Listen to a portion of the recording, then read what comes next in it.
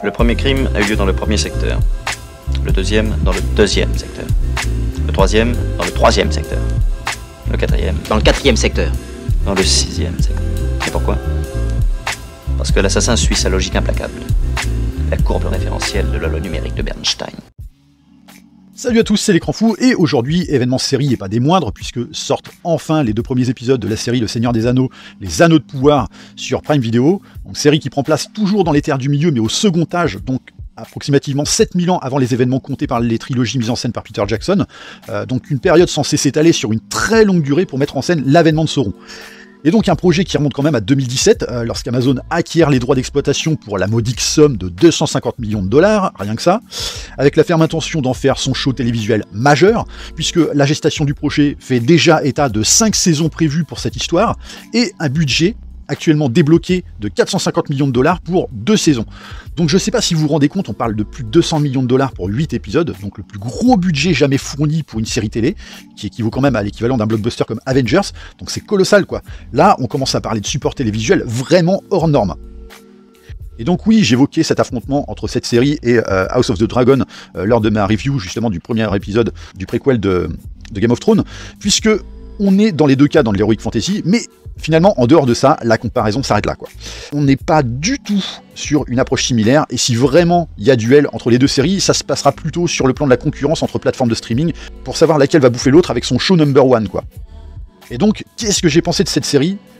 En fait, je suis bien emmerdé parce que, en tant que fan de la trilogie de Peter Jackson, du Seigneur des Anneaux, moins du Hobbit, même si, bon, je l'apprécie quand même un petit peu, j'avais vraiment hâte de voir tout ça, et franchement, c'est quand même pas dingue, quoi. Alors attention, hein, avant que certains me sautent à la gorge ou se pointent avec leur fourche à la main, je ne dis pas que c'est pas bien, mais que, bordel, on s'emmerde sec pour le moment, quoi. C'est-à-dire que bon, formellement, il n'y a absolument rien à redire. C'est somptueux, le budget se voit clairement. Le mec qui dit le contraire, franchement, c'est de la mauvaise foi pour dézinguer gratos. Hein. Faut quand même pas déconner, quoi, au bout d'un moment. Les plans et les décors sont magnifiques, même si oui, il y a peut-être quelques CGI qui laisseront à désirer, mais même dans ces moments, ça reste raisonnable. Le tout accompagné d'une mise en scène assez soignée de Juan Antonio Bayona, qui en plus s'est épaulé de Oscar Faura, donc son directeur photo habituel, pour donner justement à l'image cet aspect satiné. Et puis avec cette agrémentation musicale de Bear McCreary qui est absolument incroyable, qui vraiment est dans la veine du travail de Howard Shore sur les films de Peter Jackson, même si ça y arrivera pas à la cheville pour autant, mais ça te donne un de ces cachets au spectacle, c'est indéniable quoi. Mais sauf que malheureusement, c'est bien la preuve que un budget de déglingo à dépenser dans les visuels, ça suffit pas pour en faire un bon programme quoi. La forme, c'est bien, mais avec un bon fond, c'est mieux. Parce que bordel, mais qu'est-ce qu'on se fait chier quoi. Alors oui, il faut planter le décor et les personnages, je suis d'accord là-dessus. Mais pas pendant 2 heures. C'est-à-dire que bon, on te présente plusieurs situations à travers plusieurs personnages, des ethnies différentes, et tu comprends assez vite que là on t'introduit les diverses sous-intrigues qui vont constituer l'ensemble du récit. Ok, de là, tout va bien. Mais sauf que déjà, c'est pas super incarné niveau acteur. Alors c'est pas mauvais, hein, mais c'est pas à la hauteur des personnages qu'on a pu découvrir à travers Le Seigneur des Anneaux ou même encore Le Hobbit, d'autant que certains sont censés être des versions plus jeunes de personnages de ces 2 trilogies, et qu'on a bien du mal, malgré tout, à reconnaître quoi que ce soit de eux dans ces interprétations. Donc ça manque de prestance dans l'ensemble, encore que bon. Je vais tempérer un peu, mais je ne mettrai pas systématiquement ce problème des personnages à la charge des acteurs, qui je pense font du mieux qu'ils peuvent. On ne va pas dire que physiquement ils ne correspondent pas ou quoi que ce soit, pour moi ça va très bien.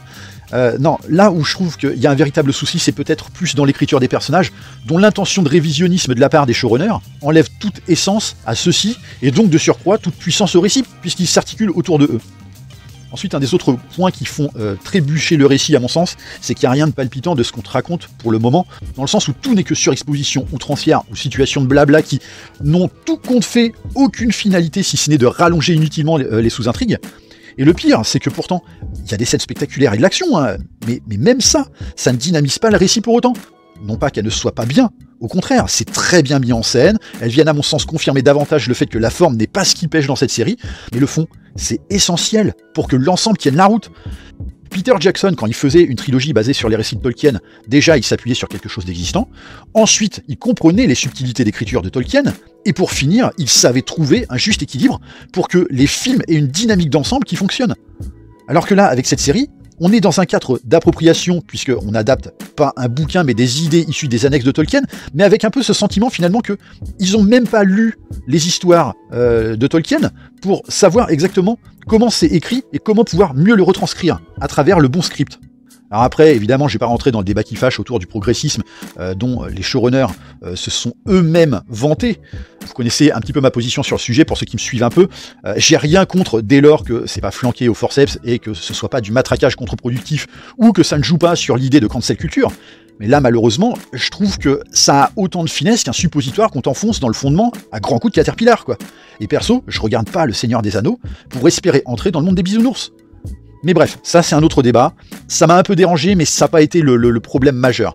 Pour moi, vraiment, le gros point noir de la série, dans l'immédiat, parce que là, effectivement, je ne juge que sur 2 épisodes, c'est que pour venir renforcer ce problème des sous-intrigues, qui ne vont pour le moment nulle part, à grands coups de remplissage en plus, il n'y a aucun enjeu qui se profile. Tu ne sais absolument pas de quoi ça va parler.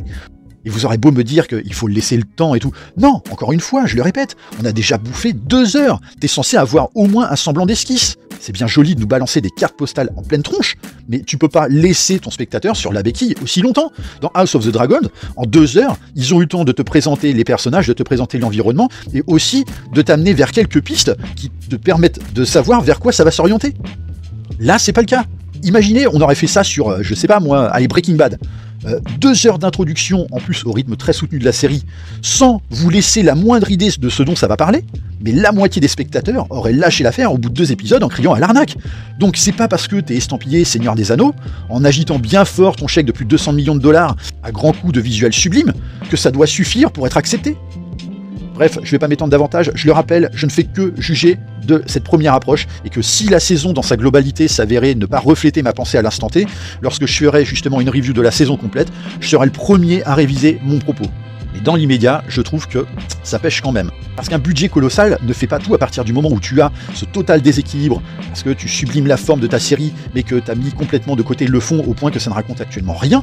Là, tu as vraiment le sentiment que le truc a le cul entre 2 chaises, où pour le moment, la seule confrontation qui semble se profiler, c'est celle opposant le camp des artisans de la série, désireux de livrer une œuvre télévisuelle en l'honneur du Seigneur des Anneaux, de son auteur, mais aussi du travail de Peter Jackson, et de l'autre, des showrunners et producteurs dont la priorité, c'est finalement le révisionnisme qu'on superpose à des pages complètement vides. Donc effectivement, pour le moment, point de vue très mi-figue mi-raisin.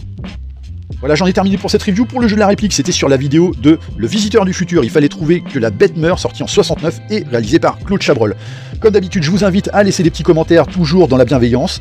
N'hésitez pas à liker et partager la vidéo sur l'ensemble de vos réseaux sociaux, mais aussi à vous abonner à la chaîne afin justement de m'aider dans mon expansion sur le YouTube Cinégame. Et on se retrouve très rapidement pour une prochaine review. Bye.